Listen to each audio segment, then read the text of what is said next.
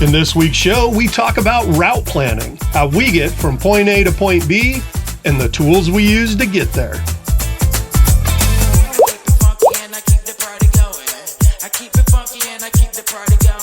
Well, good afternoon, kids, and welcome to the channel. I'm Mike. I'm Tony. And this is our RV Sunsets. We are a old smoked up couple in our middle ages. We don't smoke. No, we don't anymore. For like 25 years. So we're a former smoked up middle-aged couple, and we have been living full-time in our Brinkley Z3100 for going on, it's like 3 years today, right? This starts our third year? Well, we officially moved out of the house 2 years ago today. So this officially... So we're going into our third year. We're going into our third year of full-timing. Yes. I want to welcome you to our how-to series on how to full-time RV. This is the 5th video in this series. If you would like to watch the whole series, there is a playlist that has all of the videos in it. This video will be on route planning, how we plan our routes for the travel time of the year. For part of the year, we are stationary for work, and then for part of the year, we are travel. All right, so Tony, why don't you start out with how we plan this all out?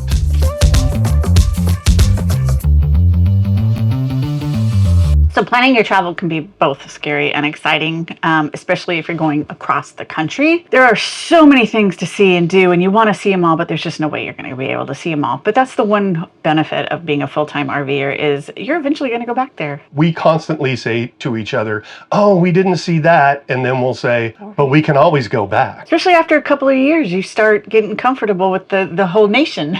Yeah. The country has gone from this big for us to like this big now. But where to start? The first thing I do is I open Google Maps. You can go into Google Maps and you can save maps. And so you just start pinning the places that you want to see, have to see. We have a family reunion in Pittsburgh in the first week of June. That is my starting point. That's my first pin. I gotta get from San Diego to Pittsburgh. After we do Pittsburgh, then it's a free-for-all. Depending on what time of year you're going to be traveling, you may want to adjust your route for weather. You might want to avoid certain weather. Like for Christmas, we went out to see the kids in Kansas City. We took the southern route on the I-40 so that we wouldn't hit snowstorms up on the 70 going through Colorado. During the summer, you may want to travel in more northern states. We've seen a lot of the northern U.S. because we do all of our travel in the summer. In the winter, you may want to be in the southern states because it's going to be warmer down there. Well, usually warmer. This year, not so much, but usually warmer. Are there people that you want to see? Pin them on the map as well, because this can help you determine your route. Are there certain places that you have to go every year? Like for us, we're South Dakota residents, so we're going to go back to South Dakota. Especially this year, we're going to go to South Dakota because we just moved our business there. We need to find a good CPA. If you're somewhere in South Dakota and know a good CPA, put it in the comments below. We also come back to California every year, obviously for work, but we also have our primary care physicians here in California, so we want to see them. Maybe you want to go to wherever your primary care physician is. Those are the kind of things you'll also want to pin on your map. So once you start putting these pins in place, this will really actually help you determine your route planning or your trip planning, because you'll get more bang for your buck. So now that you have all of your pins in your map, you need to get yourself a Tony towel. Why do you need to get yourself a Tony towel? Because nobody can theme up a route like Tony Towel, because she loves to theme it up. Yeah, I theme up everything. So this year, we had planned on doing a run on the Trans-Canadian Highway, the Transcan. Unfortunately, some of the work that we had planned here in San Diego got delayed because of the fires up in Los Angeles. So we're not going to be leaving California with the amount of cash in a bag that we thought we were going to be leaving California with. So we've had to scale things back a bit. And we decided that, well, since we purchased a house in Kansas City last year, it's probably time that we get to know the Midwest a little better. So we are going to be doing the weird and wacky tour of the Midwest this year. That's Tony's theme for this year. Okay, so as far as researching, Start at the tourist website for the state. That will lead you into the big rocks. For example, like South Dakota, obviously you want to go to Mount Rushmore, Crazy Horse and things. Okay, now that you've looked at the state level, don't forget that most major cities are going to have some type of a tourism website. Let's say you're going to Milwaukee. There is a Visit Milwaukee website that is full of amazing ideas of things to do around Milwaukee.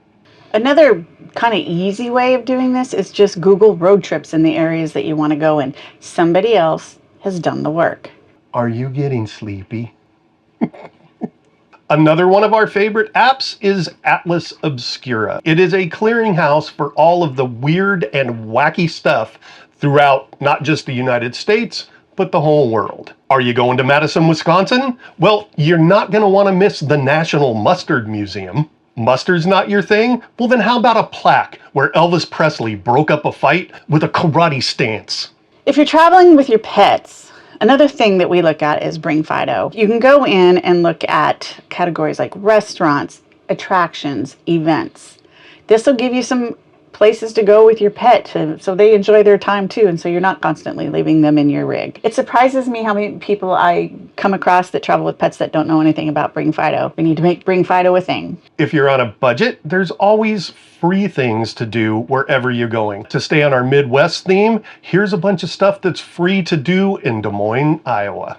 One other thing, when I'm picking campgrounds and I'm picking places to go, I also kind of Google map the general area to make sure that I find things that I need. Things like gas, things like food, propane, water, dump sites. I always look for those around, so at least I know they're nearby if I need them. Also think about how you want to travel. Things like how long you stay in an RV park can drastically affect your budget. Many RV parks have weekly rates, and so you can get a cheaper rate if you stay for 7 days. You'll also find that the more you move, the more you'll spend on fuel, so keep that into consideration when you're making your travel plans. If you're trying to keep budget friendly, move less. Also think about the types of RV parks that you want to stay in while you're traveling. This can also drastically affect your budget. High-end resorts with all the amenities are going to add up really, really quickly. We tend to find that we don't use many amenities when we're on the road because we're out there adventuring all the time. Our biggest money-saving tip is state and county RV parks. For me, they're more bang for the buck when it comes to paying for a nightly camp fee. We found that they don't have a lot of amenities there, but my God, the spaces are like huge. Full hookups for like what, $35 a night. Yeah. It's crazy. All right, now that you have an idea of where you want to go and the things you want to do, it's time to start planning it out.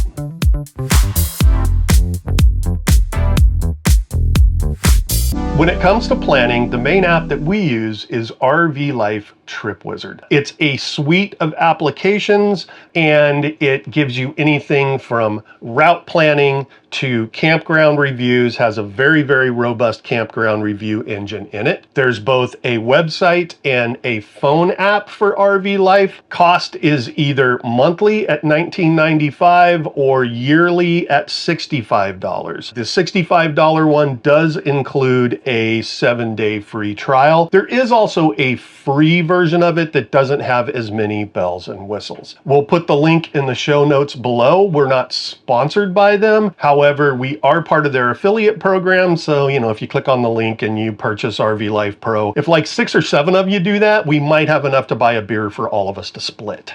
All right, so time to start planning.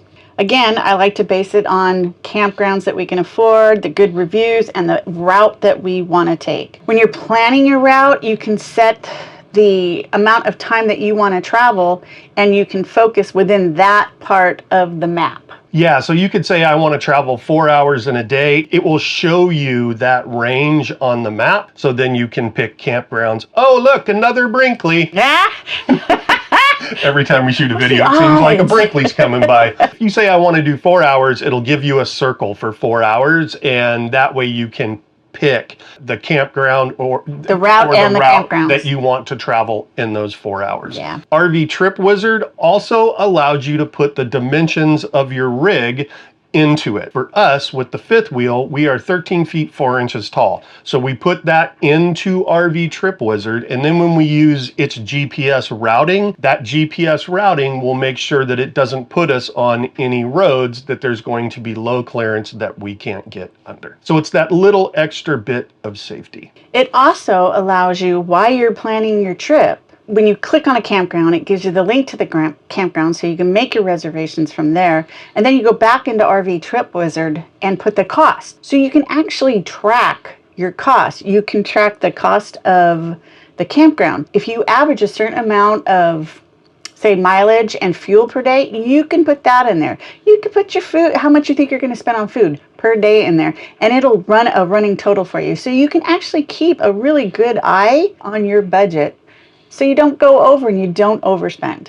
One more thing on booking campgrounds. We tend to always try and book those campgrounds online just for the convenience of it, but we've also discovered that you may try and book a site in a campground and the online engine will show you that there's no campsites available. In that case, just pick up the phone and call them. You would be surprised how many times we've called a campground to find out there actually were available spaces. There goes the Brinkley again. Wonder why it's just doing circles. I don't know. There are tons of other features in RV Life Trip Wizard. We'll do another video in the future that covers it in more detail. The other app that we use while we're traveling is Harvest Hosts. It's a service that allows you to stay overnight at many breweries, wineries, farms, museums, golf courses. The one caveat is that while you're there, they expect that you're going to purchase something from that host. Or donate something. Or donate something to that host. You also have to have a fully self-contained rig. It is a membership program. We're also an affiliate with them, so down in the show notes is a link where you can get more information and sign up for Harvest Hosts. We use it all the time. It's one of our favorite apps.